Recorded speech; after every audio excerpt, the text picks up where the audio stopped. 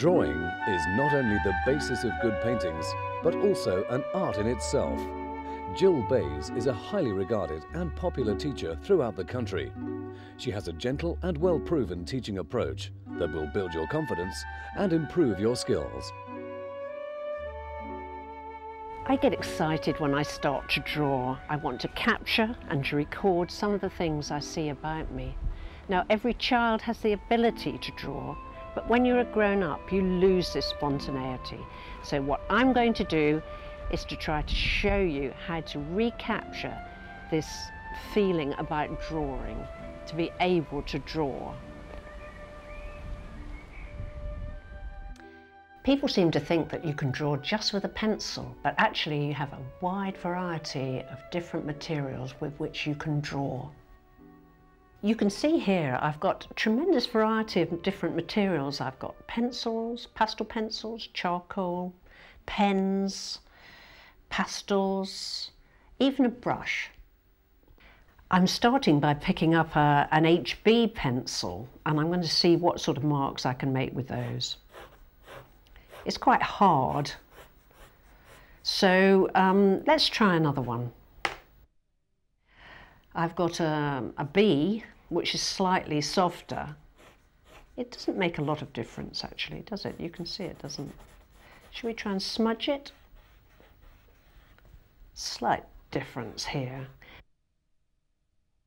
If I have another pencil here, which is a 6B, which is very much softer, you will see that the kind of marks I make, scribbling, doodling, are really firm and strong. The idea of doing these marks is to get you used to using the pencil. So now we're used to using it, let's draw this lovely pear. I'm going to draw this pear with one line. In fact, I'm really doing a kind of contour. So I'm following the edge of it round, and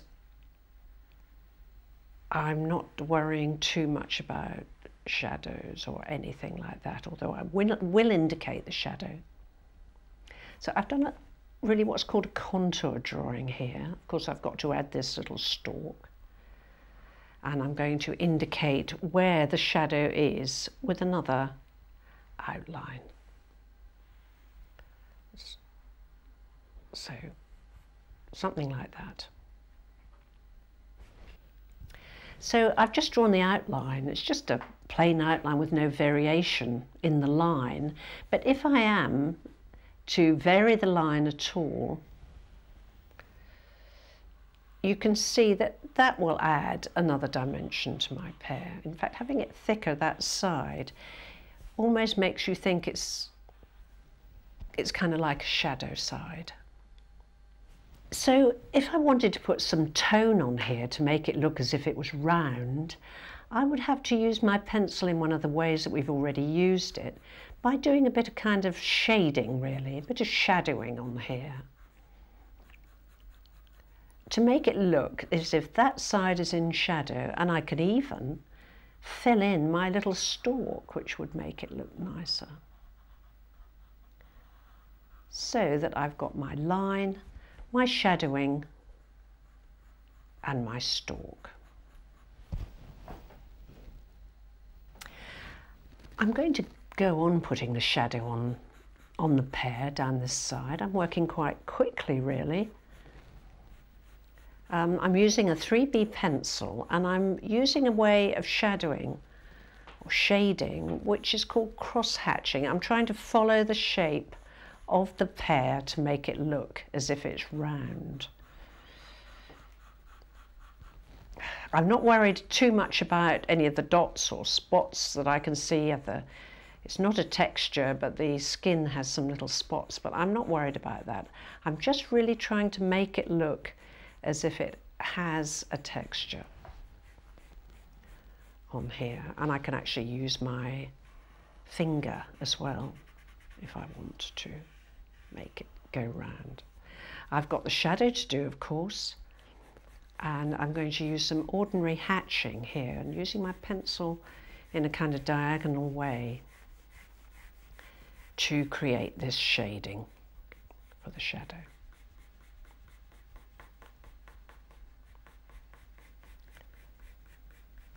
There is a dog a little bit under here, which I'd almost forgotten.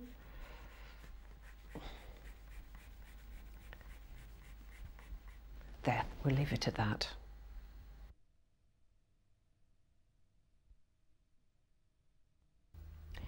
We're going to start now to draw something a little bit more complicated, and I've got this rather nice vase here which has a bulbous kind of shape to it, and I can see that it's a nice round opening which seen in perspective is an ellipse. So we're going to see about drawing this in quite a different way really to the other way when we were doing a contour drawing. In order to get the proportions right, I'm going to measure the width of the vase to the height. So I'm moving my thumb up and down to get it right, as you can see. And I'm also going to see, I've turned it around, and I can see that it actually goes into the height 1 and approximately half times. Now I can do this with the top, with the neck, according to the width, and try to get it right each time. You'll find this a great help with whatever you're drawing. I've put in my central line and I have decided where I'm going to stop at the top and at the bottom, and I've measured it, and I've decided also that the width goes into the height 1.5 times approximately. So I've got that in mind. I've got to really judge where this is. I can actually see now, I'm thinking about this as I'm doing it, it's actually wider in the lower half of the vase, somewhere around about there. So I'm putting in these lines, but don't worry about the lines because they're just to help me get it right, so that I'm going to try and get that shape, not worrying too much about the ellipses that I can see. I'm also thinking that the neck comes in quite a lot, and that the top of it is actually within the bulbous part of the vase. Now, I'm not sure whether this is right or not, but these are my first thoughts. Now, I've got to draw an ellipse here. An ellipse is a circle in perspective, and this can be constructed in just the same way as the vase itself. You can draw a centre line, a horizontal centre line, and you can work the ellipse into that. In fact, you've got to bring your hand round and round until you think you've got it right.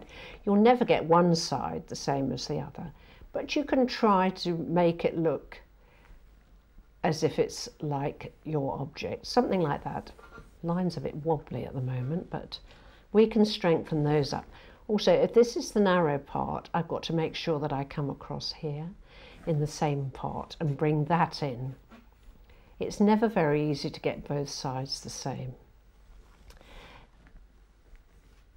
In fact, some people might even get a piece of tracing paper and try and do it like that. In fact, I think it's more bulbous than this.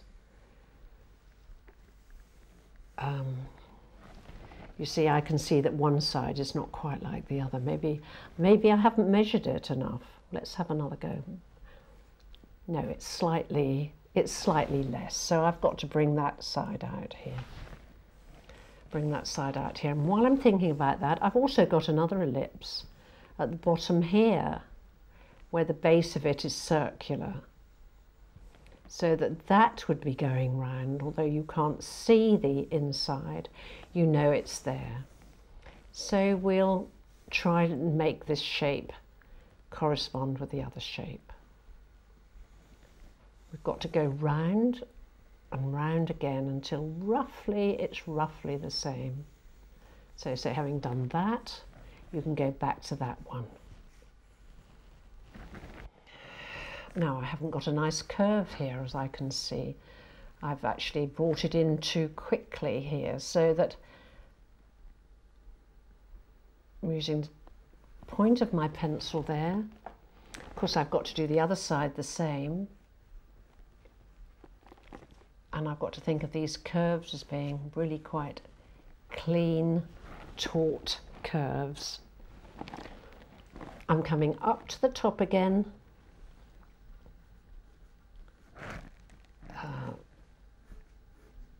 And I'm thinking that there's a thickness in here. There's a rim, so I'm going to try and draw that as well. It goes something like that. And each time as I go round my lines, I'm sort of strengthening and thinking, well, that's the right line, that's more right than perhaps the last one. Now, I'm not going to bother about any shading on this. It's really to show you how to construct something which is of a different, slightly different nature to the fruit. So we've got a central line, we've drawn another line for our ellipse, we've measured it, we've seen that our bulbous part is, say, down here, and we've also measured that to see how that bit goes into the height.